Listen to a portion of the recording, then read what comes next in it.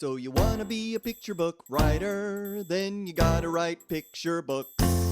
And you're gonna need a bucket load of bright ideas for titles, plots, and hooks.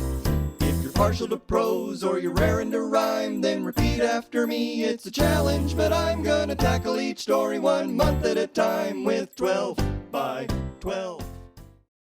Hello, everyone, and welcome back to the 12 by 12 Picture Book Podcast. I am here with co-host Kelly, and today our guest is none other than Renee LaTulippe, who, in addition to having one of the most perfect names for a poet on the planet, is a longtime member of 12 by 12 and contributor to many, many initiatives in the kidlit space. She is the author of the poetry comics collection, Limelight, Curtain Up on Poetry Comics. And I should say that she is also has a huge theater background. So poetry and theater are very common themes in her work. She has a poem picture book called The Crab Ballet, which we are big fans of at 12 by 12. Speaking of the juxtaposition between rhyming, writing, poetry, and picture books. And she has also contributed to a number of poetry anthologies, including poetry picture book anthologies like No World Too Big and Thank You, Poems of Gratitude, which was edited by Miranda Paul. She is also a teacher. I think you're starting to get the point of many and multiple hats here. But she's also an educator, a teacher, and she developed and teaches the online course called the Lyrical Language Lab, which I think is probably the most taken course from 12 by 12 members. People are passionate about that course and what they've learned, and so many people call it just an absolute game changer. Definitely the most referred, like in every webinar. Sure. Somebody's like, I took Lyrical Language Lab, you got to go take it. Exactly.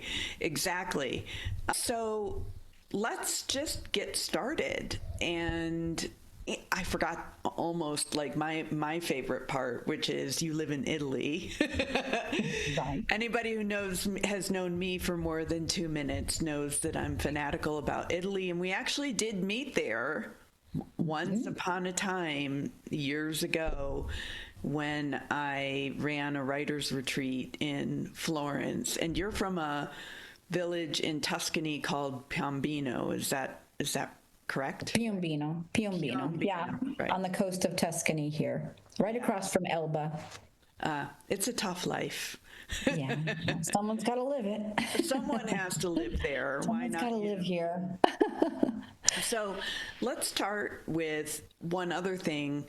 There's so many things. There's so many things planned, but you were in 12 by 12. We have a forum which is password protected, and members go in there, and there are categories in the forum, one of which is poetry, and that's where anybody who's interested in writing poetry, reading poetry, learning about poetry, whether it's rhyme or free verse or different formats and whatever, can go there and learn about it. And you were the original poetry elf.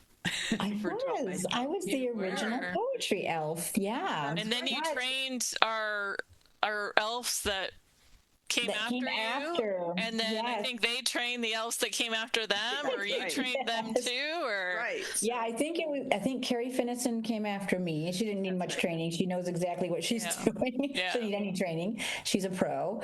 And I don't know who else came after that, but that just seems so long ago. I mean, it was 2012. The elves did not come in 2012. I don't think they came in later. I think 2015, I think. 2015, I think. I was there in 2012 when you began, and then I was the poetry elf. That's right.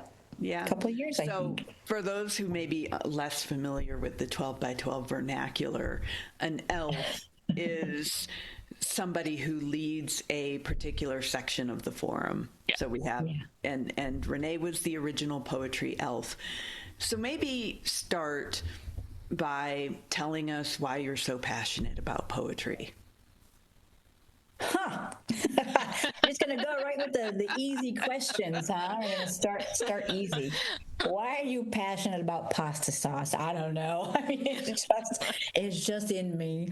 Well, let me rephrase, actually. You know what? I have an answer. Okay. I have an answer. I think I have an answer. I'll talk and we'll see if an answer comes out. That makes for a good podcast. Yeah, right. I think it's not that I started out as, I'm passionate about poetry. I think it's that I'm passionate about words. Just the individual words. And I always have been since I was a wee child. I love words. I love anything about words. I like etymology. I like finding out where words come from. I like foreign languages. I love foreign languages. I like trying to just pronounce things that I don't know in either English or a foreign language. I like crosswords. I mean, anything, word puzzles. I just was always that way. Then when I was 7, I started putting those words together and wrote my first poem. I just kept writing really bad stuff all the way through undergrad, angst-filled things about, lots of things about dead roses and whatnot. Lots of free verse going down that page,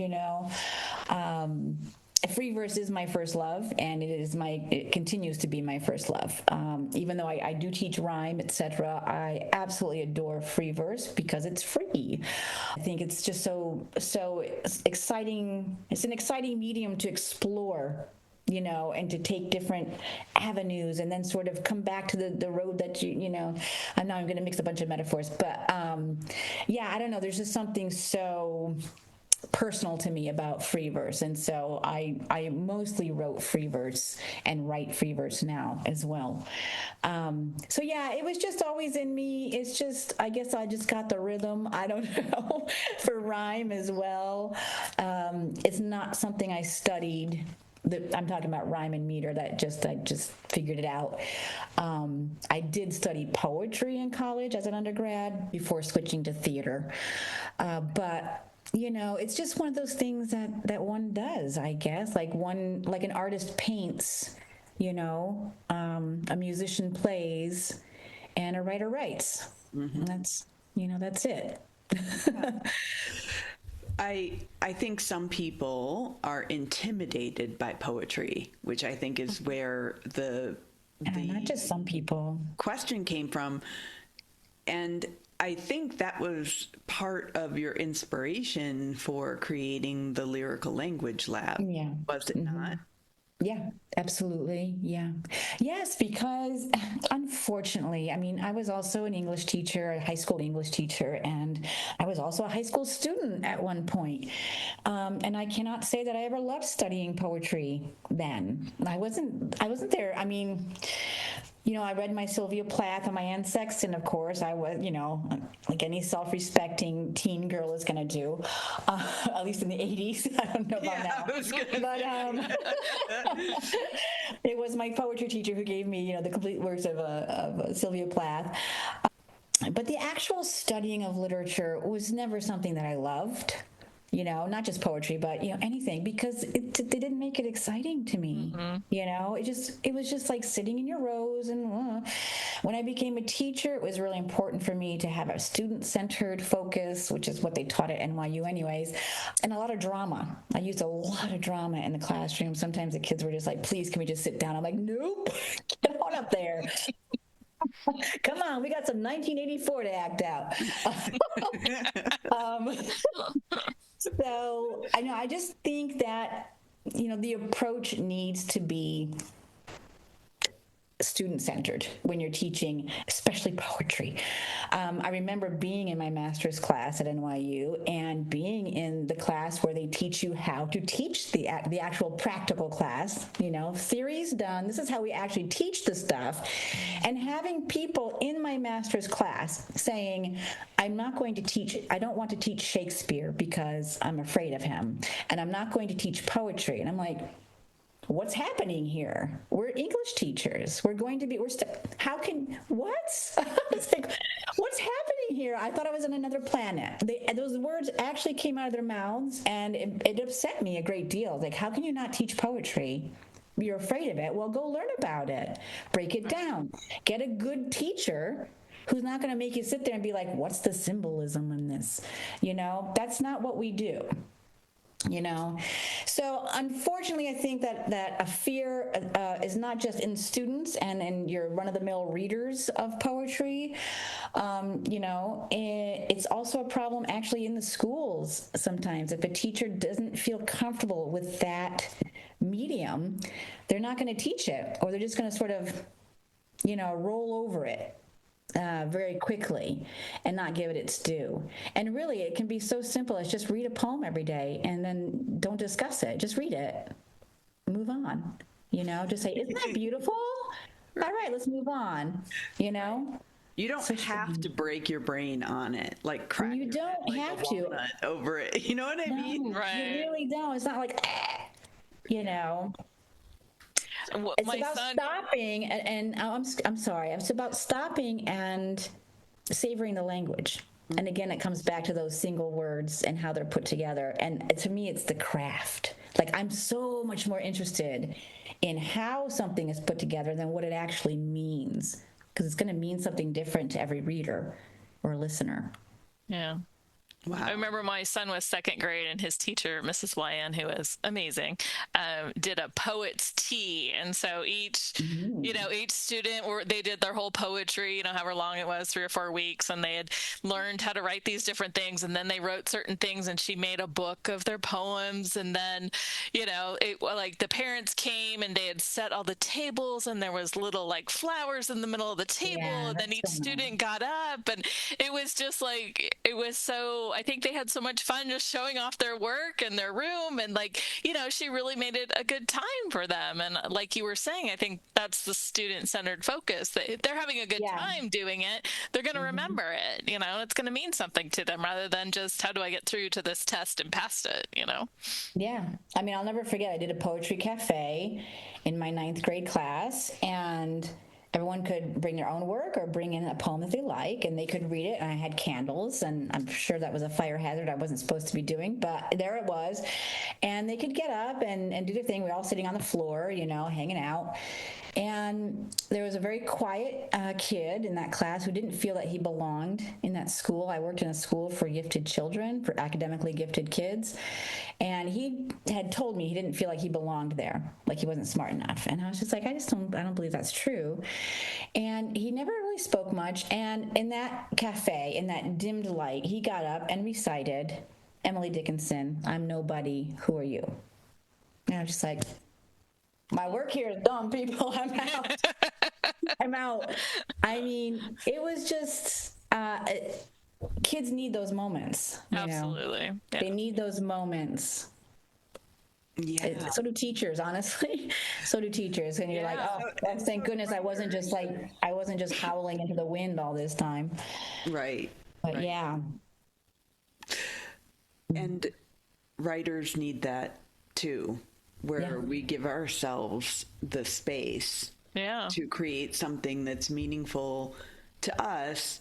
And then we hope, or we have to trust that somebody else will find meaning in that, even if the meaning they find is different than the meaning we had in our heads and hearts when we wrote it. Yeah. Right. And I think that's a question you get a lot, when you write your book and then you do your blog tours and your podcast tours and stuff. And people are always saying, what do you hope that a kid takes away from your book? And for me, that is the worst question. I have such a hard time answering that. I'm like, blah, blah, blah. It's whatever they want to take away from that book, I mean, first of all, like crab ballet. It's a book about crabs doing a ballet. What do you want to take away? It's funny, it's fun, it's silly, it's pretty, it's beautiful, it's imaginative. I hope you take away, images. I take away whatever you want from my books, because they're personal. I just feel every book is personal. Right. I have a hard time with that question. I don't know.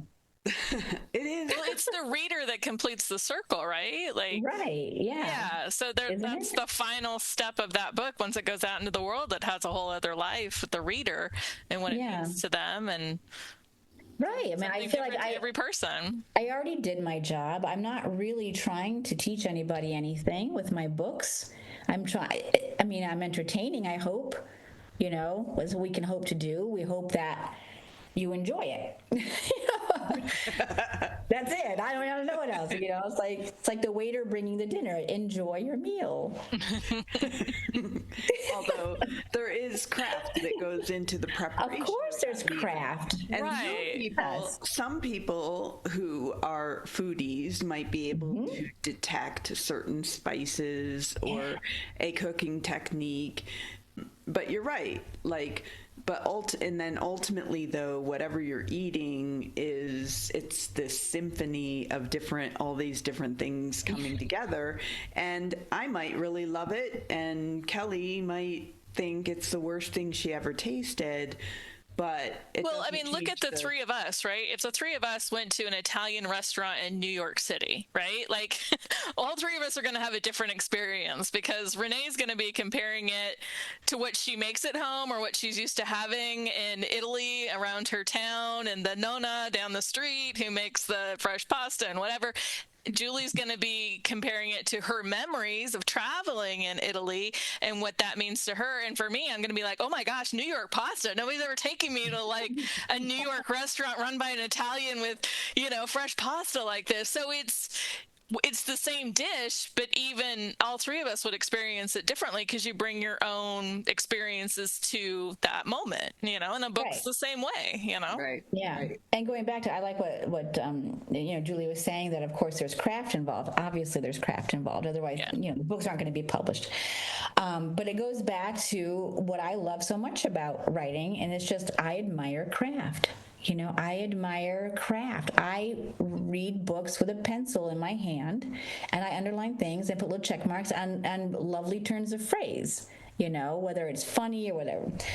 Julie, I know you're also a big fan of David Sedaris, so my little books there are full of check marks because he just cracks me up. I'm like, oh, now that's a turn of phrase that you don't hear every day, and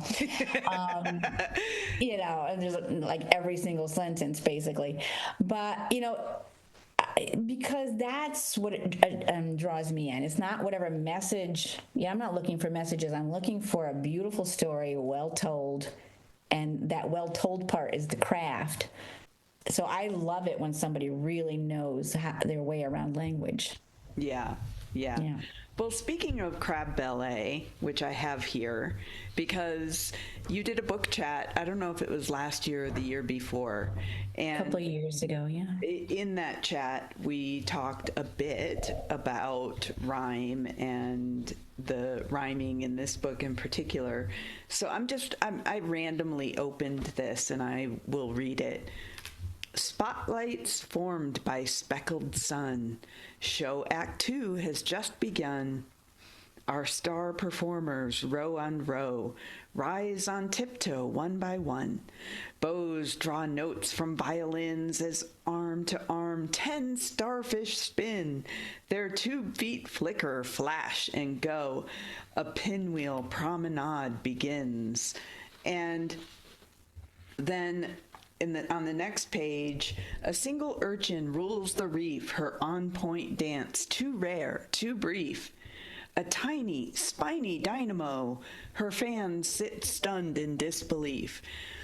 And first of all, picking one of the things I love about rhyme, when rhyme is done well, is when words that you don't expect to be in rhyme are rhymed. In the book chat you said, and I had not noticed this before, but once I did, it was like, oh my gosh, that the third line in each of these stanzas ends with a long O sound. Yeah. And that repeats through the whole book. Yeah, every third line, it's written in quatrains, so 4 lines of AABA.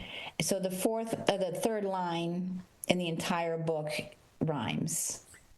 So you have the B. The B lines all rhyme together in the whole book. And that's incredible. And so I'm just going to read a few of just those words. So we have show, know, glow. Those are, pretty standard. Fro, soubresaut. That's a French word. I told you I like the French word. Right. I like the foreign languages. Tableau. Toe. And then there was another one here. Fast and slow. Go, row, dynamo. So, and you mentioned during that chat how difficult that was, but it was also a choice that you made to challenge yourself. Without going too far into the weeds on that, though, I feel like that encompasses everything that you just said about craft, how to really elevate something from an ordinary jumbling of words to tell a story versus words that are really plucked from the abyss and placed exactly where they need to be. Yeah. Well, with that rhyme scheme, I mean, I don't set out to be like, I'm going to write this like this, it's just, you start and you tool things around a little bit, you fiddle, and things start to reveal themselves. But what I do, it's more like what I don't like to do rather than what I do set out to do. What I don't set out to do is write ABCB quatrains. Because it's common measure. It's called common measure for a reason, because it's very common. It's like da-da. And also, I mean, this one's, I think, a crab ballet's iambic, but it's usually, anapestic, da-da-da-da-da-da-da-da-da-da-da-da-da. Da da da da da da da da da da da da da, and that's common measure. 4-3-4-3, anapestic or iambic usually. It can be whatever, trochees.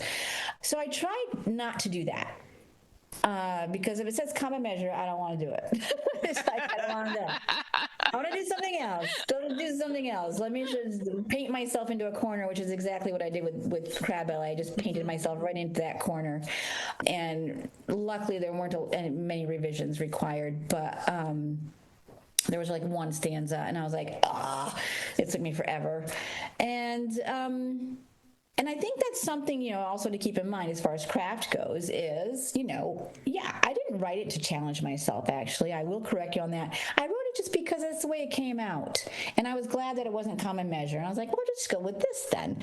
I didn't have to rhyme because you could do that same thing. You could do an AABA, AACA, where all those third lines don't rhyme with anything. And that would work as well, too. I would have saved myself a lot of heartache. I'm like, soubresaut. I mean, what the heck is that? In a picture book. But there it is. I could have saved myself a lot of work. But then it was just there, and I had that list of all the O words. And it's like, well, I kind of got to use them now. So... they're already there. So I think it is a bit of challenging yourself perhaps to go beyond and see what other types of formats you can use. If you're writing in rhyme, I'm talking about, obviously, what other kind of formats can I use? That's not just that common measure, Mm-hmm. So you had soubresaut and tableau, and I know there's a lot of other dance words and other words in there. Did you get any, I know this is a question we get a lot, but did you get any feedback or pushback on using words that are maybe unfamiliar to the picture book audience? From the editor, you mean? From the editor, right. No, nothing. No, not at all. No. I mean, there's a glossary, there's a pronunciation guide. Did I think that parents reading at home, are they going to stumble over that? Probably. But again, there's a thing in the back. As a parent who read books aloud, I would, if I didn't know how to, I would look it up. Not everybody's going to do that, and that's okay. That's a choice. But I wanted to write this book about. This is what I wanted to write the book about. I love ballet. My daughter is in ballet. I love French. So it was just, you just can't write a ballet book without having French words in it. It's just not possible. No, I don't know if you... Did I have to rhyme on them? Maybe not. Not necessarily. But I did. You probably helped somebody figure out how to pronounce it because of the rhyme. Well, That's exactly what I was going to say, is that you said I don't know when it was, but like a while, I posted in the 12 by 12 Facebook group asking people to brainstorm reasons why you would want to write something in rhyme. Because I've always said, if you're going to rhyme, you need a reason. You can't just rhyme because that's what you think picture books are. There are books that need to be in rhyme and more books that don't need to be in rhyme. And that's what you said, was that one of the purposes for your rhyme in your book was to teach people how to pronounce the French words in there. Yeah, not to teach them, but I mean, the textual clues that, that you will... Yeah. But I actually, maybe it is a little bit to teach because, there are tons and tons and tons of French loanwords in English, as well as Spanish and Italian and everything else. But there's just a ton of French loanwords. And I did study French in high school, so maybe I have a jump start on those who didn't study French and they studied Spanish, maybe, which I did not study. But I feel like there are so many French loanwords in English that we should know what they are because, they're used a lot. Obviously, we don't use soubresaut. Soubresaut. I forgot how to say it. We don't go around every day saying chasse, well, unless you're me. I'm going to chasse down to the store, get some milk. But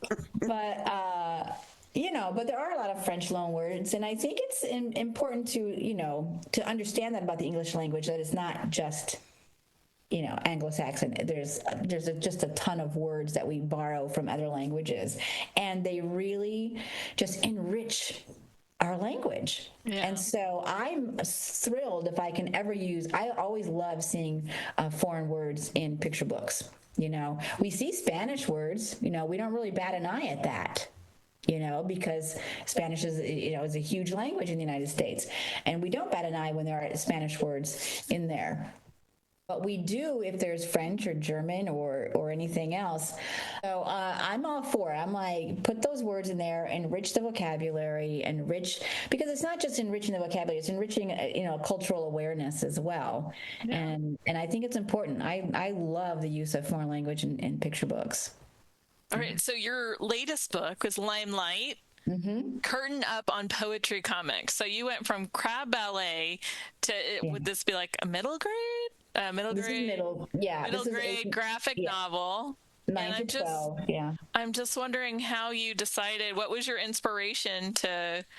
Because if you have a kid who's interested in any sort of theater thing, they will love this book. If you have a kid who's interested in any sort of poetry thing, they will love this book. And it's so well done. It's like all of these poems from the beginning of putting on the play all the way through the run of the play. And it's genius. But I'm just wondering how you went from poetry anthologies and a poetry picture book to a graphic novel and then a poetry in a graphic novel. Like, how did this all come to you?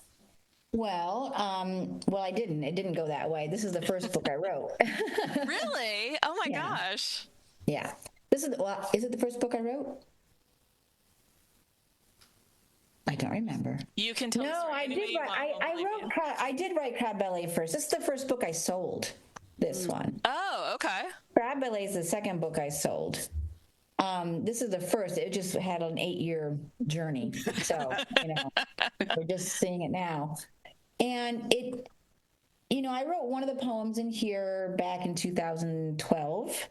The one about the actors on opening night, and they're all nervous about going out on stage. And I wrote like that, just sort of as a one-off, and it was actually in one of like Janet Wong's and Sylvia Vardel's anthologies. And then later on, I kind of pulled it out, and I was like, yeah, I should do something with that. And so, I mean, it's just, I mean, I just have a long background in theater, so it only stands to reason that I'm going to write a book about theater. It's a major passion of my life. I spent decades doing decidedly non-famous things in theater in my own little world there. But, I had my little theater company in New York City, and I did little things. I did things, and I did musical theater. And the thing is, and, my undergrad degree is in theater. So, I mean, it's part of me. Right. Like as much as poetry is.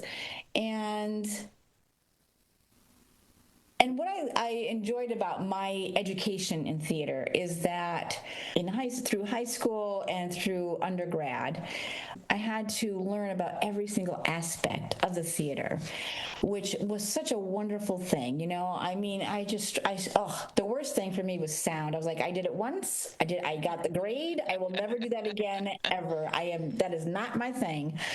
But, I had to do lights. I had to hang the lights. I had to design the lights. I had to make flats. I did everything. I swept the floor. And that is so important when you are part of a group, to know. You even did a poem about the scenery. The scenery even gets its own poem. Like you really paid tribute to those behind the scene jobs that. Well, exactly. I think there's one about the stage manager in here and the lights and the. I was a stage manager. The costume. I love doing that actually. I was a director. The scenery one actually was not in the original. That was my editor, Yolanda Scott at Charles Bridge, asked me to write 3 extra poems, and those 3 extra poems were the tap dancing, Betty's tap shoes, genius, the scenery, and I can't remember what the other third one was. Doesn't the tap shoe come back too? Doesn't it? Isn't there a callback to the tap shoe in one of the later poems? Or maybe it's one that. Well, yeah, when there's the Betty's tap shoes, and then later on, seat 108A talks about the tap dancers entering the scene. Yeah. Yeah, I was a tap dancer, so I really like that one. Oh my gosh, you are so lucky. I'm so jealous of that. So jealous. Oh, what a wonderful thing. Oh, I love awesome. tap dancing. Love it. I always wanted to do it.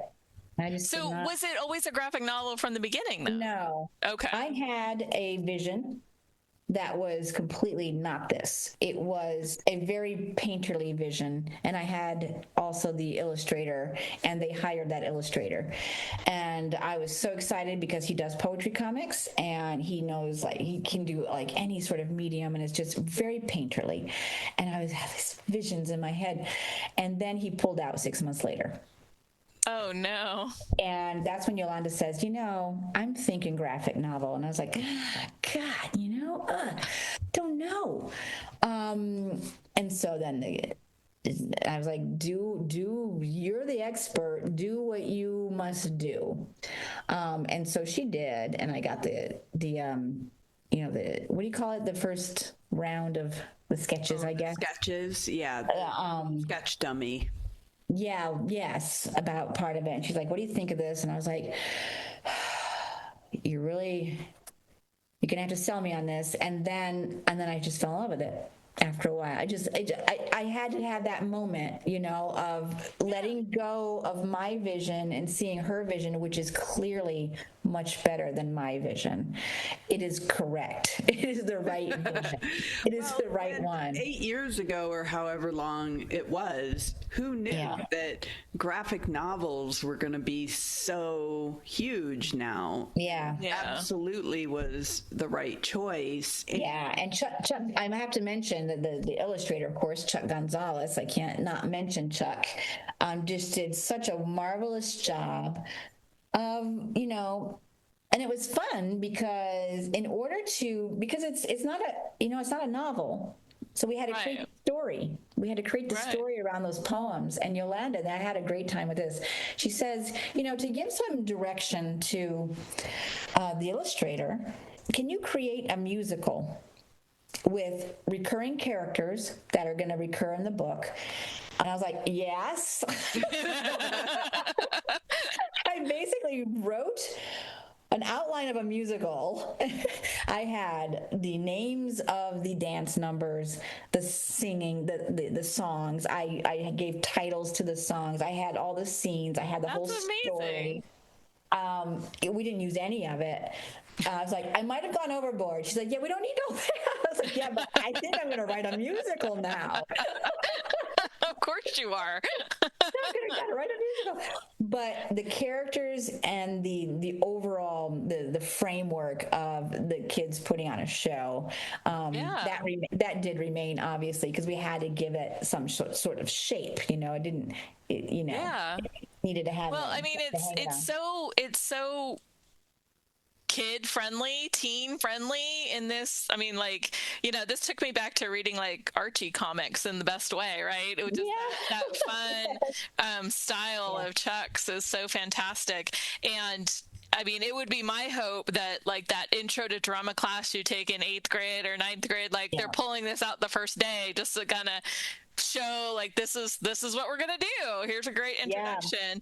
And I love the whole thing. Oh, I'm sorry. No, go ahead. Oh, I was just gonna say I love how in the back the poems are there by themselves too, and so you can really study it. I mean, you could use this in English class as a as a way to get kids excited about English. But even like so you can see how maybe it was originally written and how the stanzas work. And I just thought, gosh, it could really just be used in so many different ways.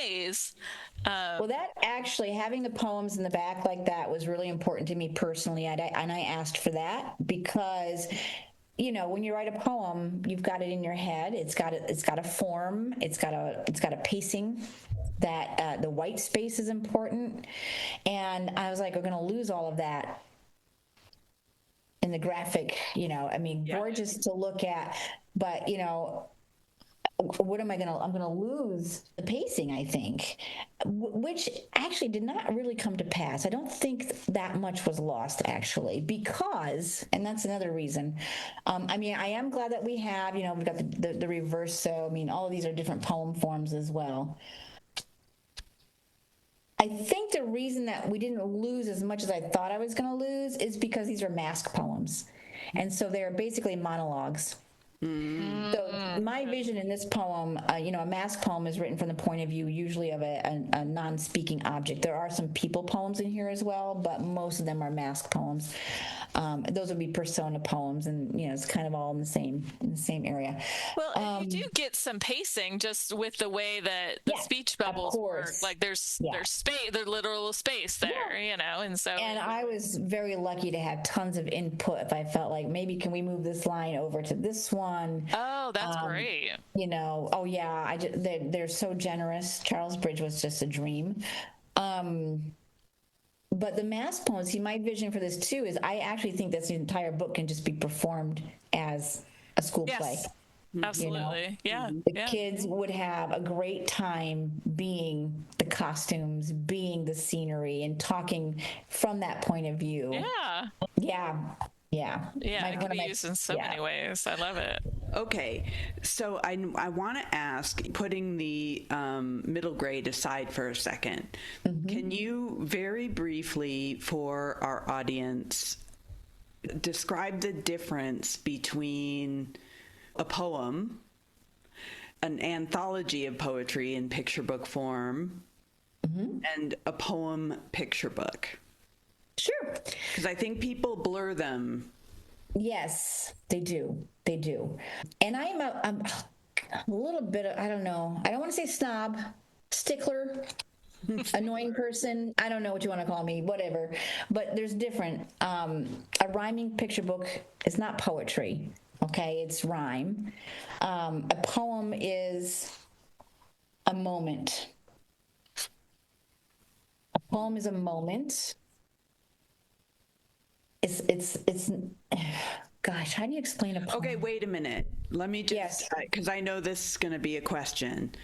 Okay. Is it a rhyme? I get that a rhyming picture book that tells a story is not a poem, but a poem can be in rhyme.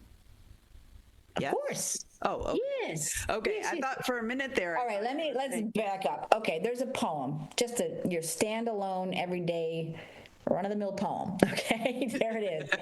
It's a moment in time. It's not like it's not a whole story. It's a moment. It's a feeling. It's just there. You read it. You ingest it. You absorb it. It's an emotion. It's just it lives. It's a thing in and of itself. Okay, that's a poem. All right. I'm sure that other people have described a poem much better than I have, but we'll have to all go Google that later. I should have like something ready at the ready. Like, what is a poem? An anthology of poetry is when you have a bunch of those moments all collected in one place. A picture book anthology is back in the day. You could have anthologies with hundreds of poems in them, etc. And that's like a big anthology. That's another thing. That's 150 pages or whatever of poems. A picture book anthology, however, needs to have a theme. So if you are writing a collection of poetry, all right, you're writing on a theme. So this is a collection of poetry. It also happens to be a graphic novel, so it's kind of a hybrid. But let's just pretend for a moment that it's a picture book, okay? The poems are all on a theme. The theme is theater. Okay, there's a further theme that poems are all mask poems. There's a further theme that the poems not only are mask poems, but they are all different types of poems. Some are rhyming, they're different forms. Some are rhyming and some are free verse. Okay, there's like, I don't know, it tells you in the back what's in there, but those are all ways that you can frame a collection of poetry, either for a picture book or for a middle grade collection or whatever it is that you want to do. Poetic forms, list poems, which generally don't rhyme, but they can. That's what's so great about poetry. You can do whatever the heck you want to do. You can just do it. Right. Just do it. There's rhyming couplets. There are tercets. Abstract poem, sound poem. Betty's Tap Shoes is a sound poem. There's not a lot of sense in it. It's about the rhythm and it's about the sound. There's a roundel. There's my favorite, the pantoum, which is a rhyming, which also, again, the pantoum does not have to rhyme. You can do what you want. Poems for two voices, quatrains, your common measure. There is one in there. Can't remember which one it was, but it's in there. Oh yeah, seat 108A. The common man got the common poem. Well, you know what? Now that I'm thinking about it, I'm not sure if that is a common measure. I kind of want to look that up. I'll look that up later. I can't remember what I did. It was a long time ago. I wrote this in 2015, so crazy. Yeah, I don't actually remember it. Okay, so how is that different than a poem picture book? Is that what you asked? Okay. Yep. So the collection generally has a theme and an arc. You need an arc. It's got, even if it's from morning to night or the seasons or whatever it is, it's just got to have some sort of arc to it. And each one of those poems you could pull out on its own and it would still absolutely on its own. Okay. It's still a poem on its own. Yes, very good distinction to make. Poem picture book. The Crab Ballet is a poem picture book. What does that mean? It's not your regular narrative picture book. It doesn't have the narrative structure that a regular picture book would have. Okay. Now, a poem picture book can rhyme or it can be in free verse. Doesn't matter.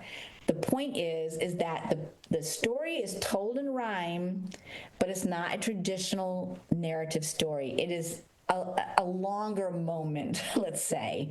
It has an arc. The arc in Crab Ballet is going from the beginning of the show, of the warming up, through the two acts, to the denouement, with the curtain call, and then that's it. That's the arc.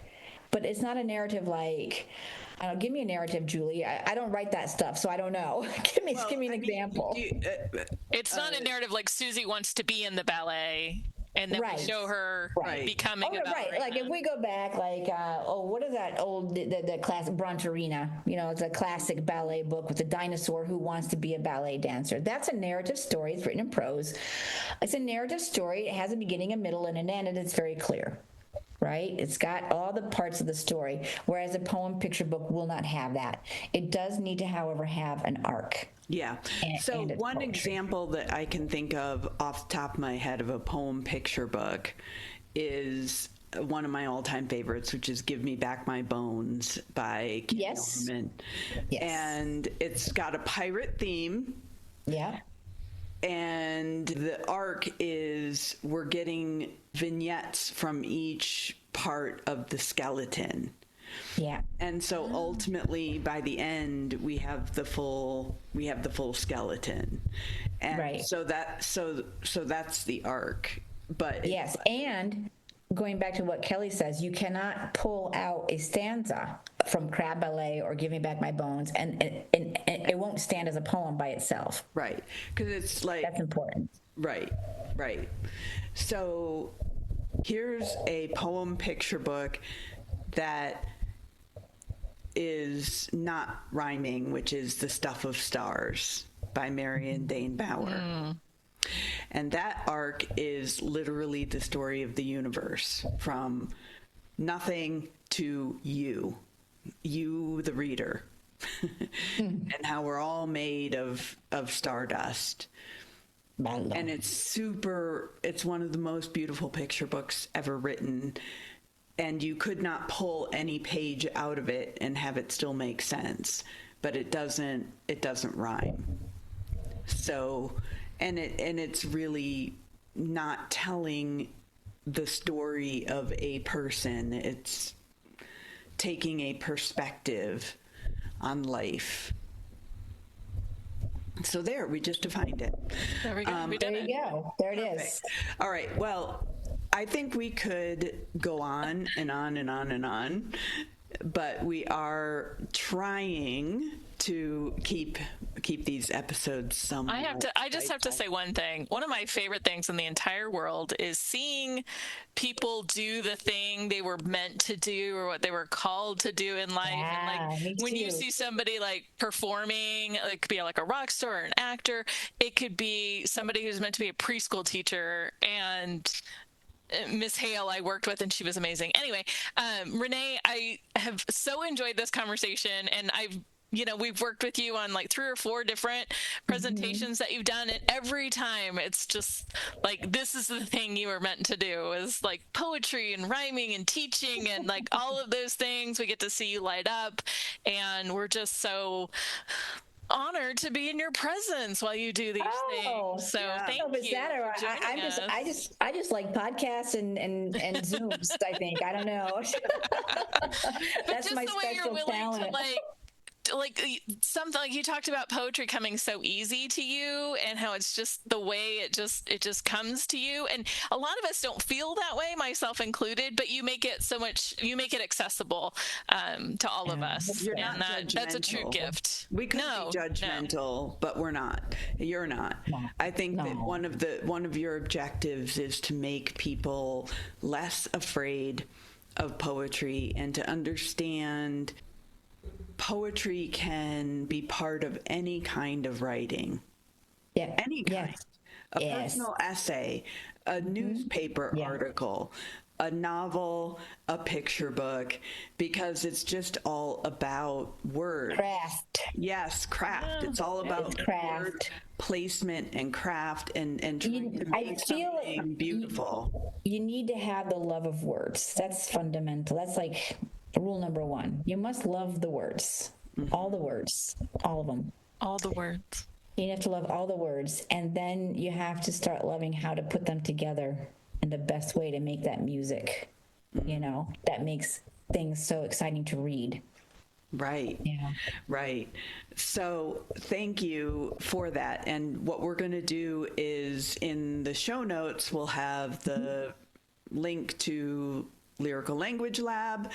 And we didn't even get a chance to talk about your new initiative for homeschool curriculum, but tell us the name of it, and we're going to put a link to that in the show notes too, because we do have a lot of teachers who are also picture book authors, and I think they're going to want to take a look at it, because it just goes to show how passion for words and creativity will make a difference in anything you do, even if it seems initially like it might be boring. So give us the Cliff Notes. I mean, I couldn't possibly do any work that I found boring. So whatever I'm going to do is not going to be boring, at least for me. Hopefully it won't be for the audience either. I've written for the educational market for going on 18 years now. And, I have some what do you call those? The early readers, we'll just call them early readers, used in the homeschool market. And I started my own company a couple of years ago called Storylark Road, and our whole focus is story-based learning. So everything is going to come to you in story. And our first thing is Hit the Road Geography, and it's story-based geography that comes at you via the journal entries of a traveling cat named Thaddeus. That's Thaddeus. That's him. He's a dashing cat who gets into lots of scrapes. And it's funny and it's silly, and it also at the same time just takes kids around. This is the United States that we're doing at the moment. Takes them around all the major physical geography features of every state. And then there's activity book with like 8 million things in it, including writing, because I'm in charge of the reflection sheets, which means that there's always poetry to be written. There you go. So there's poetry about geography to be written and other fun writing assignments. So that's really important to me, that it's, all, again, it's very student-centered and fun. That's the big thing for me. It's really fun to do. Right. So so that's what I do, Storylark Road. Okay, so we're going to put the link for that and Lyrical Language Lab. Also, we have, given that it is Poetry Month, it's right at the beginning of Poetry Month, we have a special freebie giveaway this month. If you sign up for the 12 by 12 newsletter, you will get the playbook to poetry and picture books, and it will talk about the superpowers of poetry and how to power up your picture book writing with poetry and resources. And you can get that at 12by12challenge.com/poetry playbook. So that's one thing. And then the other thing is we have a webinar bundle. So this is now quite a number of years ago, but as you probably tell from today's conversation, Renee is just a master of all things words. And we have a 2-webinar bundle where she talks. One is all about writing in rhyme, and the other one is using lyrical language and poetic techniques for all picture books. And you can get 25% off that bundle by going to 12by12challenge.com/Renee. And that's spelled RENEE. So 12x12challenge.com/Renee, and you can get 25% off on that bundle. Thank you all for joining us today, but thank you especially to Renee, coming all the way from Tuscany to talk with us with such verve. There's a word, verve. Verve. And the nerve. and enthusiasm about all things poetry. Happy Poetry Month, everybody. Happy Poetry Month. Bye. Do it together, so never you fear. It's a handy little way to help you kick into gear. You're amazing, exciting. Look out, 'cause you're writing 12 by 12. 12 manuscripts. 12 by 12. 12 picture books. 12